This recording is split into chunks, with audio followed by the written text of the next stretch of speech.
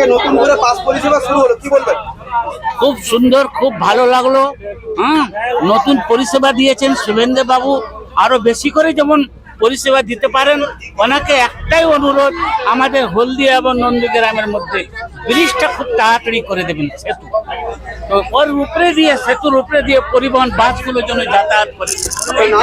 মেয়েদের ফ্রি বাস চালু হয়েছে, আমরা খুব আনন্দিত।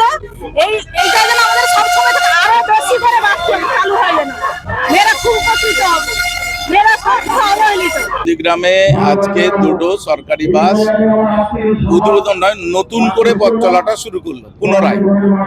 শুভেন্দু যখন পরিবহন মন্ত্রী ছিলেন, নন্দীগ্রামবাসীর প্রয়োজনীয়তা বুঝে এটা দিয়েছিলেন। পরে 1956 এফেক্ট, সেই এফেক্টে বাস দুটো বন্ধ হয়ে গিয়েছিল, তো বুঝতেই পারছেন।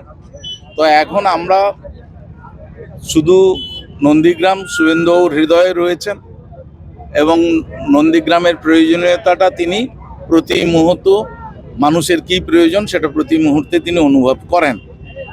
তো সেই কারণেই বাস দুটোর খুব দরকার, তাই আবার নতুন করে চালু করা হচ্ছে।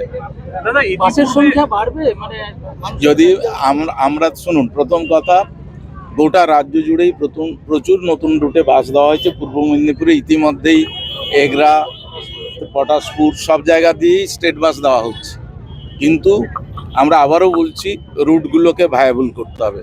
যদি দেখা যায় যে সাফিসিয়েন্ট প্যাসেঞ্জার তৈরি হচ্ছে, আরও নতুন করে বাস দেওয়া হবে। মুখ্যমন্ত্রী যে সময় পরিবহন মন্ত্রী ছিলেন তখন একটি এসি বাসও চলতো নন্দীগ্রামে। আগামী দিনে এসি বাসের পরিকল্পনা? আমি তো বললাম যে সব সম্ভাবনাই খোলা থাকছে।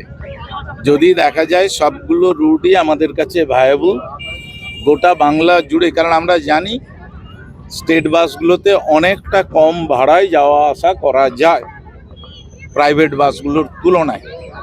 এসি বাসগুলো কী ধরনের ভাড়া, এবং শুধু তাই নয়, ভিড় বাড়লে এদের ফ্লেক্সি ফ্লায়ারের মতন ভাড়া এরা তুলতে শুরু করে। তো সেই জায়গাকে নিয়ন্ত্রণহীন অবস্থা দিয়ে চলছিল। তো সুতরাং স্টেট বাস দিয়েই আমরা গোটাটাকে কাউন্টার করা হবে। প্রচুর নতুন বাস কেনা হচ্ছে, কিন্তু আস্তে আস্তে রুটগুলোতে প্যাসেঞ্জার বাড়বে, বাসের সংখ্যাও বাড়বে।